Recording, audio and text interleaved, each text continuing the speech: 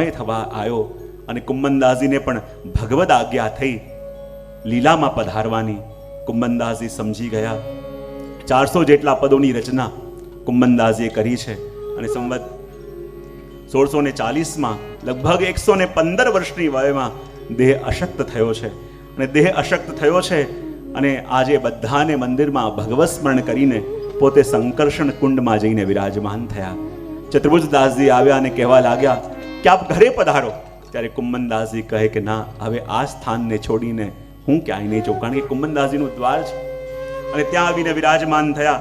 અને શ્રી ગુસાઈજીને પણ જ્યારે આ સમાચાર મળ્યા કે બધાને ભગવત સ્મરણ કરીને કુંમનદાસજી સંકર્ષણ કુંડ ઉપર ગયા છે અને શ્રી ગુસાઈજી સમજી ગયા કે આજે શું ઈચ્છા એમના મનમાં થઈ છે. અને બધા વૈષ્ણવને ખબર પડી અને બધા વૈષ્ણવ પણ ત્યાં પહોંચ્યા. શ્રી ગુસાઈજીના અંતકળમાં થયું. શ્રી ગુસાઈજી પધાર્યા અને જ્યારે શ્રી ગુસાઈજી પધાર્યા કુંમનદાસજીનો હાથ પકડ્યો અને કુંમનદાસજીનો હાથ પકડ્યો. કુંમનદાસજી કહે, કૃપાનાથ, હું આપની જ પ્રતીક્ષા કરતો હતો. ને ત્યારે આપે કહ્યું, બતાવો કુંમનદાસ, તમારા મનની અંદર શું ભાવ ચાલી રહ્યો છે. ત્યારે કુંમનદાસજી ગાયું, બિસરી ગયો લાલ કરત ગોદાહ ગોદવાહન. અને એ પદ ગાયું. પણ શ્રી ગુસાઈજી કહે, કુંમનદાસ કહો, જ્યારે ભગવદ લીલામાં તમે પાછા પધારી રહ્યા છો અને ભગવદ લીલામાં પાછું તમારું પ્રયાણ થઈ રહ્યું છે, મને કહો કે તમારું ચિત્ત આજે કોનામાં રમી રહ્યું છે, કયા સ્વરૂપની અંદર તમારું ચિત્ત રમી રહ્યું છે. અને જ્યારે આ પ્રશ્ન શ્રી ગુસાઈજીએ પૂછ્યો અને ત્યારે કુંમનદાસજીએ જેવા નેત્ર બંધ કર્યા અને આપને સાક્ષાત સ્વામિનીજીના દર્શન થયા, શ્રી રાધાજીના દર્શન થયા. અને જ્યાં રાધાજીના દર્શન થયા અને ત્યારે ગુસાઈજીએ કહ્યું, તમારા અંતઃકરણમાં જે ચાલી રહ્યું છે, આ ક્ષણે તમારું મન જેનું ચિંતન કરી રહ્યું છે, તમે એ વર્ણન કરો. ને ત્યારે કુંમનદાસજીએ પોતાનું અંતિમ પદ ગાયું કે રસિકની રસમે રહત ગઢી. એ પદનું શ્રવણ ત્યાં બેસેલા બધા ભગવતીઓ કરે છે અને કુંમનદાસજી ગાઈ રહ્યા છે. સ્વયં સ્વામીજી વિરાજમાન છે અને કેવું લાગી રહ્યું છે કે સ્વામીજીના બંને હસ્ત ઠાકોરજીના કંઠની અંદર છે. અને કેવું દર્શન થાય છે કે કનક બેલી વૃષભાન નંદની શ્યામ તમાલ ચઢી. જેમ એક શ્યામ તમાલ વૃક્ષ હોય અને શ્યામ તમાલ વૃક્ષની ઉપર જેવી રીતે એક કનક લતા, એક કનક એટલે કે સ્વર્ણની વેલ લિપટાઈ હોય, એવું દર્શન આજે કુંમનદાસજીને થઈ રહ્યું છે. શ્યામ તમાલ રૂપ સ્વયં શ્યામ સુંદર અને એના ઉપર લિપટાયેલી આ કનક લતા એટલે સ્વયં શ્રી રાધાજી છે. અને આગે વર્ણિત છે. અને કૃપા કરીને બતાવો તો સહી કે પ્રભુ સ્વયં આપને આધીન થઈને આપની સેવા કરવામાં લાગેલા હોય. કૃપા તો કરીને બતાવો તો સહી. વિરહત શ્રી ગિરધર લાલ સંગ કોણ પાઠ પડી. એવા કયા પાઠનું આપે આશ્રય કર્યો છે, એવા કયા મંત્રનો આશ્રય આપે કર્યો છે કે સ્વયં પ્રભુ આપને વશ થઈને આપની સેવા કરે છે. અને આગળ આ યુગલ સ્વરૂપના દર્શન થયા. જો કુંમનદાસજીએ જે પ્રથમ પદ ગાયું, સાંજ કે સાચે બોલતી હારે, એમાં પણ યુગલ રસ, ને જ્યાં અંતિમ પદ આપે ગાયું એમાં પણ આ યુગલ રસનો અનુભવ કરી કુંમનદાસજી પોતાના દેહનો ત્યાગ કર્યો. અને જ્યારે દેહનો ત્યાગ કર્યો, ચતુર્ભુજદાસજી ઇત્યાદિએ આપનો અગ્નિ સંસ્કાર કરાવ્યો. શ્રી ગુસાઈજી તો ગોપાલપુરમાં છે. ને જ્યારે સમાચાર મળ્યા કે કુંમનદાસજી ભગવદ લીલામાં એમની પ્રાપ્તિ થઈ છે, શ્રી ગુસાઈજી મૌન થઈ ગયા. એ દિવસે કોઈનાથી નથી બોલતા, હૃદય ભરાઈ ગયું છે, કંઠ અવૃદ્ધ શ્રી ગુસાઈજીનું થઈ રહ્યું છે. બધા કહે છે કે શ્રી ગુસાઈજીને આજે શું થયું? કહે કે આજે જો પ્રભુના એક ભગવદીએ આ ભૂતલ છોડીને ચાલ્યા ગયા. અને જ્યારે આ ભગવદી ભૂતલ છોડીને ચાલ્યા ગયા તો જો એ વિયોગ કેવો હોય એ તો જે સહી શકે એ જ જાણી શકે. એ વાત અહીંયા કહી અને કહ્યું કે કુંમનદાસજી એવા ભગવદીય છે અને એ ભગવદીઓની લીલાઓ પણ અનંત છે કે જેની સાથે સાક્ષાત ઠાકોરજી આ કલિકાલની અંદર ખેલે, જેની સાથે સાક્ષાત ઠાકોરજી આ કપરા કલિકાલની અંદર પણ વાત કરે, એની વાત સાંભળે. એ જેમ કહે એમ પ્રભુ બોલે, એ જે કહે એમ ઠાકોરજી આરોગે. એવી કૃપા જેણે પામી છે એવા ભગવદીઓને આપણા કોટી કોટી વંદન. કારણ કે આવા ભગવદીઓની લીલાઓ, એમની ગાથાઓ તો અનંત છે કે એનો પાર કોઈ પામી ન શકે. અને કુંમનદાસજીના દિવ્ય ચરિત્રને અહીં વિરામ આપીને આગળ આપણે શ્રી સુરદાસજીના ચરિત્રની અંદર પ્રવેશ કરીશું. કારણ કે એક એક ભગવદીએ એમની રીતે પૂર્ણ છે. એક એક ભગવદીએ એમની રીતે પરિપૂર્ણ છે. અને એટલા માટે કુમનદાસજીના ચરિત્રમાં આપણે પ્રવેશ કરીશું, દર્શન કરી. અને સુરદાસજી કે જેમનો જન્મ દિલ્હી પાસે જ એક સિંહી નામના ગામમાં, કે જ્યાં પરીક્ષિતના પુત્ર જન્મેજયે સર્પ યજ્ઞ કર્યો હતો, અને એ ગામની અંદર એક બ્રાહ્મણ પરિવારમાં ચતુર્થ પુત્ર રૂપે સુરદાસજીનો જન્મ થયો. અને જ્યારે સુરદાસજીનો જન્મ થયો તો એમ કહેવાય છે કે સુરદાસજી જન્મથી અંધ નહીં, પણ એમના મુખારવિંદ પણ આંખોના ચિહ્ન જ નહોતા. આંખોનો આકાર જ એમના મુખારવિંદ પર નહોતો. અને એટલે હરિરાય મહાપ્રભુજી ભાવ પ્રકાશમાં કહે છે કે જેની પાસે દ્રષ્ટિ નથી એ અંધ કહેવાય, પણ જેની પાસે આંખો જ ન હોય એને સૂર કહેવાય. અને માટે સુરદાસજી એવા કે જેની પાસે આ દ્રષ્ટિ તો ઠીક, નેત્રોનો આકાર જ નહીં, મુખારવિંદમાં ખાલી ભંવર હતી, ભોંય હતી, પણ આંખોના નિશાન જ નહોતા. અને ચતુર્થ પુત્ર રૂપે એમનો જન્મ થયો. ખૂબ ગરીબ બ્રાહ્મણ પરિવાર હતો, અને એક તો ગરીબી હતી, અને ઉપરથી આવા પુત્રને જોયો માતા પિતા બધા ખૂબ દુઃખી થયા કે જુઓ તો ખરા આ વિધાતા કેવી પરીક્ષા લઈ રહ્યા છે. એક તો ઘરની અંદર એવી ગરીબી, જેમ તેમ કરીને જીવનનો નિર્વાહ આપણે ચલાવી રહ્યા છીએ, અને એમાં પ્રભુએ એવો પુત્ર આપ્યો કે જેની પાસે દ્રષ્ટિ નથી. આખી જિંદગી અમારા ઉપર આધીન બનીને રહેશે, અમારે એને સાચવવો પડશે. અને એમ મનમાં ગ્લાની આવતી, કોઈ એની સાથે વાત ન કરે, કોઈ એની સાથે જુએ નહીં. પણ એમ કરતા કરતા જ્યાં સુરદાસજી 6 વર્ષના થયા, અને જ્યાં 6 વર્ષના થયા તો કહેવાય છે કે એક કોઈ મોટા શ્રીમંત હશે, એમણે સુરદાસજીના પિતાને 2 સોનાની મોહરો ભેટમાં આપી. અને જ્યાં 2 સોનાની મોહરો ભેટમાં આપી, એમના પિતા એટલા પ્રસન્ન થઈ ગયા કે જો પ્રભુએ આપણું સાંભળ્યું, હવે આને વટાવીને લગભગ 4-5 મહિના સુધી આપણે અનાજની વ્યવસ્થા થઈ જશે, આપણા દિવસો થોડા સારા આવશે, ઘરમાં પેટ ભરીને ભોજન કરી શકીશું, એવો વિચાર કરીને એમણે એક ચિથરાની ઉપર એ 2 સોના મોહરો બાંધી અને રાતે ક્યાંક સંતાડીને પોતે સૂઈ ગયા. તો રાતે જ કેટલાક ઉંદર ચાલતા ચાલતા આવ્યા, અને એ સોના મોરોની જે પોટલી હતી એને પકડી બરાબર ઘરના છપ્પરની ઉપર જઈને કોઈ ગોખલામાં સંતાઈ આવ્યા. ને જ્યારે પિતાજી જાગ્યા અને શું જોયું કે જો જે મોહરને જોઈને આશા જાગી હતી કે 5-6 મહિના સુધી ભોજનની વ્યવસ્થા થઈ જશે, અને એ જ મોહરો ક્યાંક દેખાતી નથી. વિલાપ કરવા લાગ્યા, જુઓ તો ખરા પ્રભુએ શું નક્કી કર્યું છે આપણા માટે. જ્યાં લાગ્યું કે હવે થોડીક વ્યવસ્થા થશે, થોડીક સગવડ થશે, અને પ્રભુએ એ ખુશી પણ અમારી છીનવી લીધી. માથે હાથ દઈને જ્યારે માતા પિતા રોવા લાગ્યા, સુરદાસજી કહે છે, પિતાજી શાના માટે ચિંતા કરો છો? જે રહેવાનું જ નથી એની આશા કેમ રાખો છો?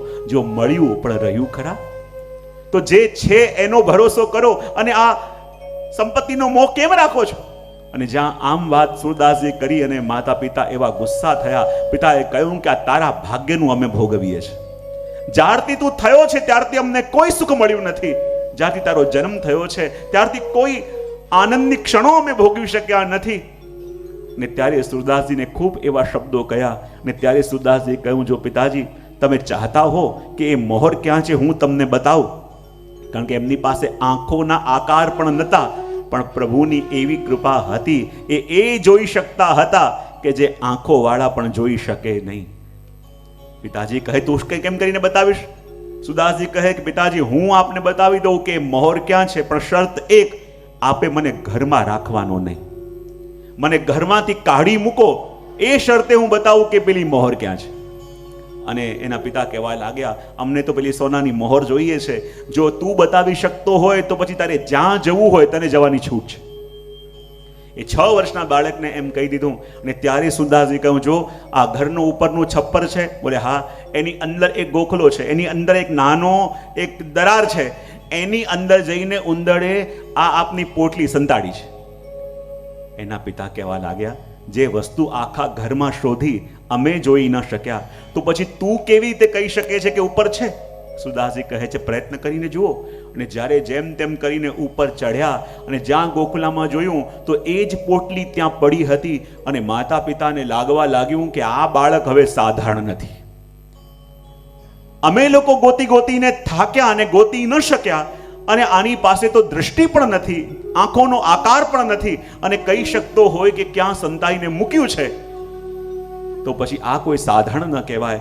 સુદાસજી કહ્યું, જો જે તમને જોઈતું હતું એ તમને મળી ગયું અને હવે મને જવાની આજ્ઞા આપો. અને જ્યારે ગયેલી વસ્તુ પાછી આવી તો પિતાને પણ મોહ જાગ્યો કે જુઓ તો ખરા, આ જે વસ્તુ ચાલી ગઈ હોય જલ્દી મળે નહીં, પણ આણે કહ્યું એ રીતે વસ્તુ મળી પણ ગઈ. હાથ પકડ્યો, કહું બેટા ન જા, રોકાઈ જા બેટા, અમને છોડીને ન જા. અને ત્યારે સુદાસજી કહ્યું, જો મને પાછો રાખશો તો આ મોહર પાછી જતી રહેશે.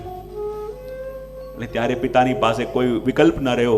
સુદાસજીને કહ્યું કે જા બેટા, તારે જ્યાં જવું હોય તું જા.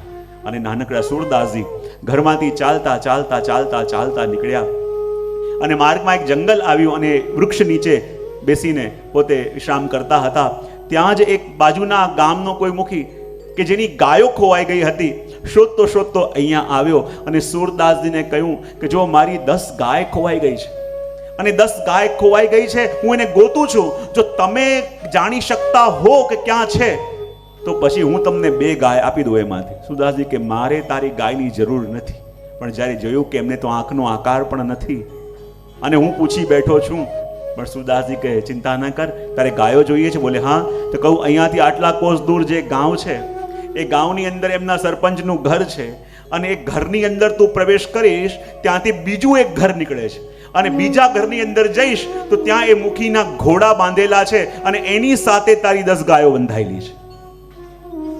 અને એ જે મુખીના સેવકો છે એ તારી ગાયોને અહીંથી લઈ ગયા છે. અને એને આશ્ચર્ય થયું કે બાજુના ગામમાં મુખીનું ઘર અને એની અંદરથી બીજું ઘર નીકળે. અંદર જશો ત્યાં એમના ઘોડા બંધાયેલા છે અને એની સાથે એ 10 ગાય બંધાયેલી છે. અને જ્યારે એ રીતે શોધવા માટે ગયા તો ખરેખર એ ગાયો ત્યાં હતી. અને જ્યારે ગાયોને ત્યાં જોઈ એ મુખી તો દંગ થઈ ગયા. એ કહે કે તમારે કારણે મને મારી ગાયો મળી, એવું કરો આ 2 ગાય તમે રાખો. સુદાસજી કે મને ગાયની જરૂરત નથી. બોલે તમારો નિર્વાહ કેમ કરીને ચલાવશો? ઘર બાર પરિવાર બધું છોડીને અહીંયા આવ્યા છો, ઉપરથી તમારી પાસે દ્રષ્ટિ નથી, તો તમારું આજીવન નિર્વાહ ચલાવશો કેવી રીતે? ત્યારે સુરદાસજીએ કહ્યું, મેં તારા ભરોસે ઘર નથી છોડ્યું, એના ભરોસે છોડ્યું છે. માટે મારી ચિંતા તું ન કર, મારી ચિંતા એને છે. અને જ્યાં આ વાત કહી અને પેલા મૂકીને દયા આવી ગઈ કે જુઓ કેવો દ્રઢ ભાવ એમનો છે કે ચિંતા ન કરો, હું આપને રહેવા માટે અહીંયા કુટિયા બનાવી દઈશ, એક છોકરો આપની સેવા માટે રાખીશ અને આપના રોજના જે પણ નિર્વાહનો કાર્ય હોય એ હું સંભાળી લઈશ. એમ કરીને ત્યાં નાનકડી કુટિયા બનાવવામાં આવી. એક છોકરો એમની સેવામાં મૂક્યો. સુરદાસજી ત્યાં રહેવા લાગ્યા અને આ મુખીએ જઈને જ્યાં આખા ગામમાં વાત કરી કે મારી આ 10 ગાયો ખોવાઈ ગઈ હતી અને આમણે મને બતાવી આપી. અને કહેવાય કે વાત વહેતા વહેતા એટલી વધી ગઈ અને આ દુનિયામાં આજે જોવા જઈએ તો સુખી દેખાય ખરા કોઈ? હા કે ના તો પાડો. દરેક પોતાના ટેન્શનના પોટલા લઈને ફરતા હોય કે ન ફરતા હોય? ને કોઈ બહુ સુંદર કીધું કે આ દુનિયામાં માણસ સુખી છે કે દુઃખી છે જાણવું હોય તો ખબર કેવી રીતે પડે? તો કોઈએ બહુ સુંદર કહ્યું કે કોઈ પણ વ્યક્તિની જન્મકુંડલી માંગો અને એને ગોતતા 10 મિનિટથી વધારે ટાઈમ લાગે ત્યારે માનવાનું કે સુખી છે, અને કુંડલી માંગો અને તરત દોરી આપે ત્યારે માનવાનું કે આ દુખિયારો છે, દુઃખી થઈ થઈને શીખી ગયો હોય પોતે.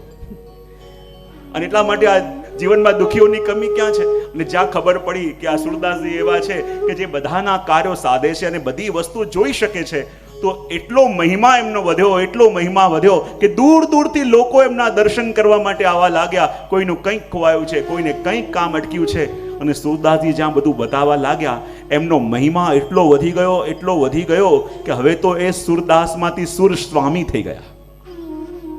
હવે તો જે નાનકડી કુટિયા હતી એની જગ્યાએ ભવ્ય સ્થાન બની ગયું. દૂર દૂરથી લોકો આવતા, સુરદાસજી એમની પાસે વિરહના પદો ગાતા અને દીક્ષા પણ આપતા. એમ કરતા હવે તો હજારો શિષ્ય થઈ ગયા અને સુર સ્વામીના નામથી પ્રખ્યાત થયા. અને એટલો વૈભવ વધી ગયો, એટલી જાહોજલાલી વધી ગઈ કે લોકો દૂર દૂરથી એમના પદોનું શ્રવણ કરવા માટે આવતા, એમના દર્શન કરવા માટે આવતા. પણ એક રાત્રિ જ્યારે સુરદાસજી સૂતા હતા અને વિચાર આવ્યો કે હું ઘર છોડીને કોના માટે નીકળ્યો હતો, હું માયા છોડીને કોના માટે નીકળ્યો હતો અને અહીંયા ક્યાં આવીને અટવાયો? હું તો પ્રભુનો દાસ થવા માટે નીકળ્યો હતો અને અહીંયા સ્વામી બનીને રહી ગયો. હું તો કોઈનો સેવક થવા માટે નીકળ્યો હતો અને અહીંયા રહીને બીજાને સેવક કરવા લાગ્યો.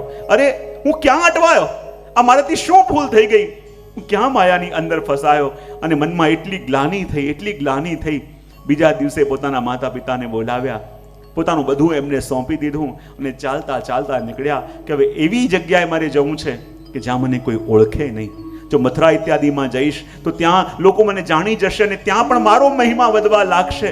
અરે હું ભૂતલમાં આવ્યો છું મારા પ્રભુનો મહિમા વધારવા, મારો મહિમા વધારવા નહીં.